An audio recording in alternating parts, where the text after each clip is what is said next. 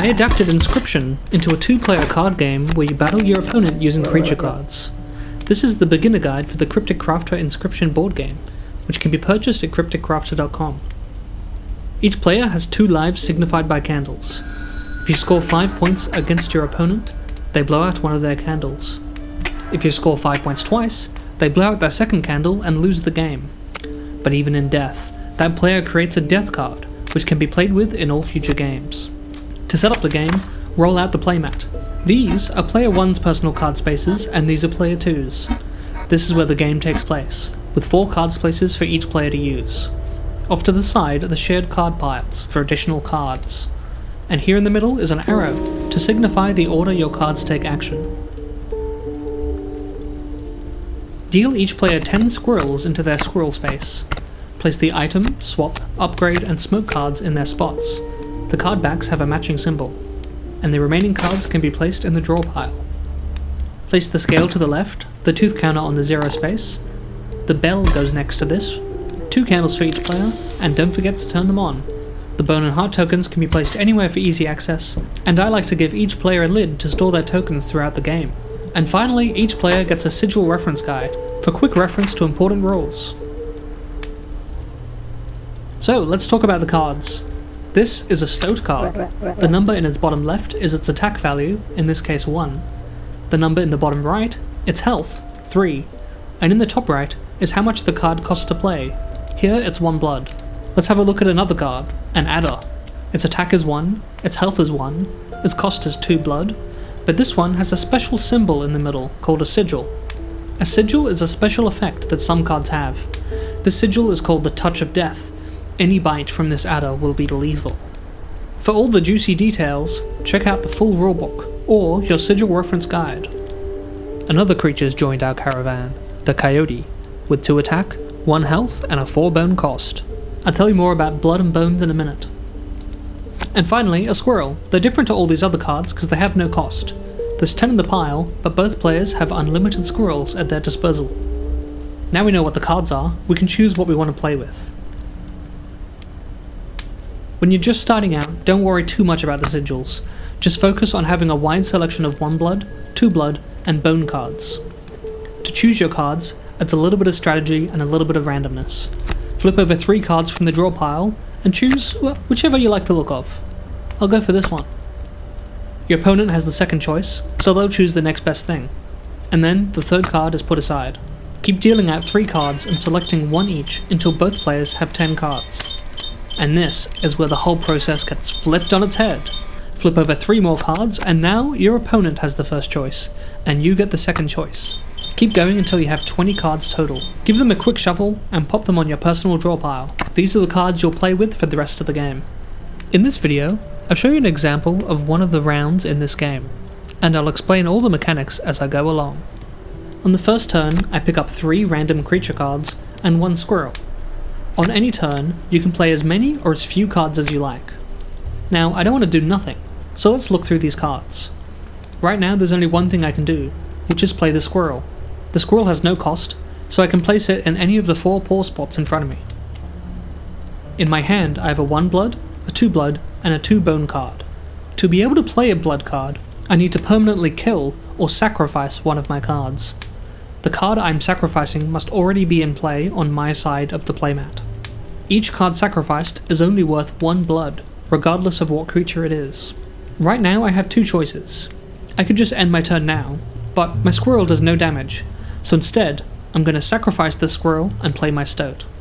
Usually the card is placed in the dead pile, but as I mentioned earlier, squirrels are infinite, so I'll just put the squirrel back in its pile. I can choose to play my stoat anywhere on my side. The 1 blood gained from the squirrel will be spent on the 1 blood cost for the stoat, and I'll add 3 heart tokens behind it to represent its health. Every time one of your cards die or is sacrificed, you gain 1 bone. And remember, you can play as many or as few cards as you want every turn, as long as you have enough resources. Now, there's nothing else I'm able to do, so I'll ring the bell and deal damage to my opponent. My cards deal damage to the space directly opposite them. Right now, there's no card in that space, so I will damage my opponent directly. This damage is shown on the scale, by moving the tooth 1 space closer to my opponent. Remember, when the tooth gets to 5 on their side, they lose a life. Now it's my opponent's turn. To help with this video, you'll see their cards, but when you're playing, you should keep your hand secret. It's their first turn, so they pick up 3 creature cards and 1 squirrel. Looks like they're sacrificing a squirrel to play their Raven Egg. A Raven Egg has a sigil. This one is called Fledgling, which means it'll turn into a more powerful card on its next turn. Don't forget the bone and heart tokens. They ring the bell, the Raven Egg deals no damage, and it's my turn again. On every turn that isn't the first turn, I can only pick up 1 card. A free squirrel, or a random creature card. I'll do another squirrel. I'll play my squirrel, sacrifice both it and my stoat. This gives me 2 more bones, and 2 blood to spend on a single card. I'll play my wolf. You cannot store blood up or split it between multiple cards. Every time you sacrifice cards, you must use it immediately. I've got 3 bones now, so I'll spend 2 of them in order to play this stink bug here. A stink bug is stinky and will reduce the damage of the opposing card by 1. No numbers can go into negative, 0 is the lowest they can go. I'll ring the bell and deal my damage. When you have multiple cards in play like this, they go in order of the arrow on the board. So starting with the stink bug, I deal 1 damage to the card opposite, removing a single health token. Then my wolf does 3 damage directly to my opponent, adding 3 to the scale. Whenever a player has 4 damage against them, like right now, they might be about to die. So as a bonus they pick up an item card for free. These cards all have different abilities, and they may not need to be played on the board. Now it's the start of my opponent's second turn. Their Raven Egg grows up into a raven. These cards are found in the upgrades pile, marked with the fledgling symbol. When a card grows up, it regains all of its health. The raven has the airborne sigil, which means it flies over the opposing card and hits me directly. First thing to do is choose which card they want. They pick up a squirrel, and they sacrifice it for their black goat card. A black goat has the worthy sacrifice sigil, so it gives you 3 blood instead of 1 when sacrificed. They sacrifice their black goat right away for their river snapper and put it in front of my wolf. That's a good spot to put it.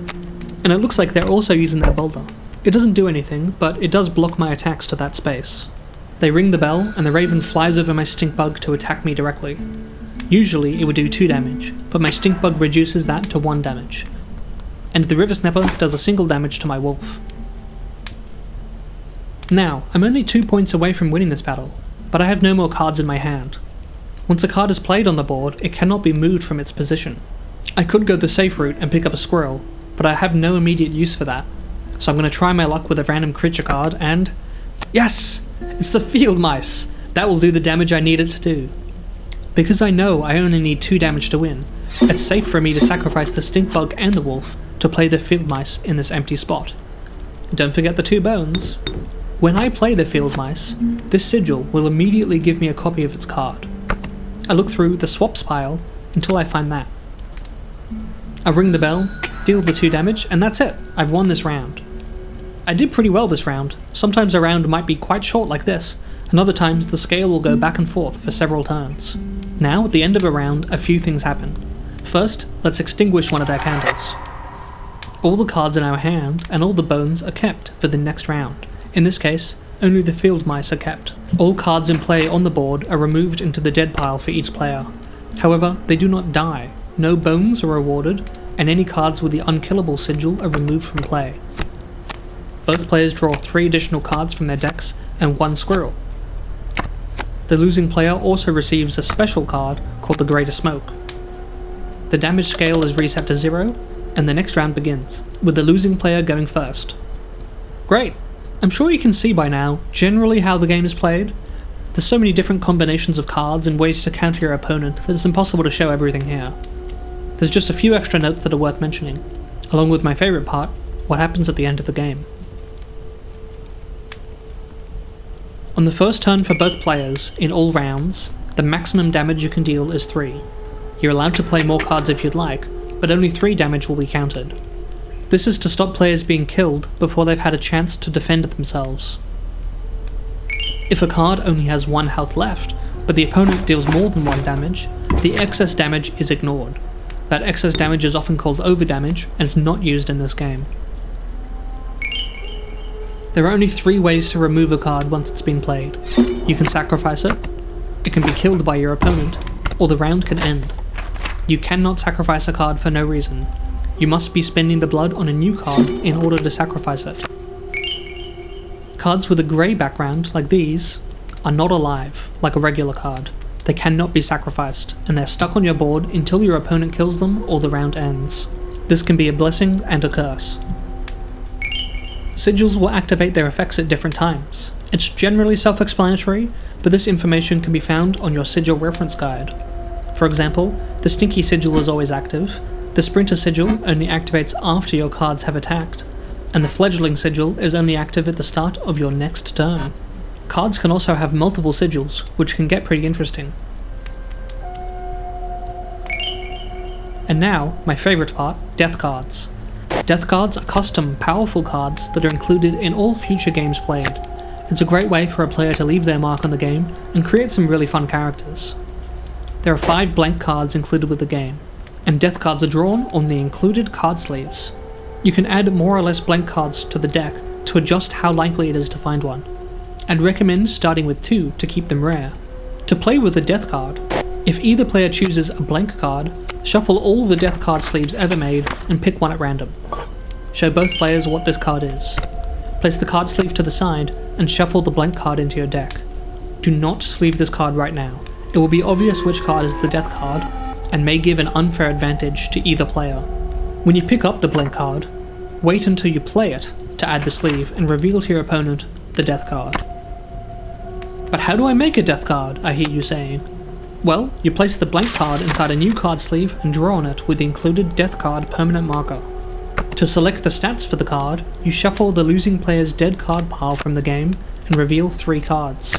Choose the cost of one of these revealed cards and write it down. Discard the other 2 cards.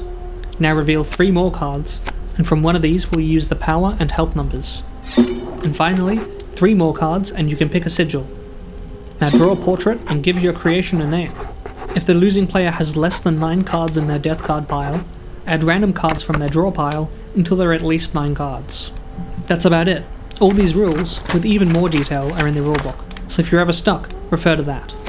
The rulebook is available for free download if you want to have a look through, and the full box set, along with all the individual parts, are available at crypticrafter.com. We make a lot of this by hand in our small Australian workshop, making batches of orders at a time, so if it's not in stock when you head to the website, you can sign up to our mailing list to find out when it's back. Any questions, leave a comment below and I'll try to answer them all. Thanks!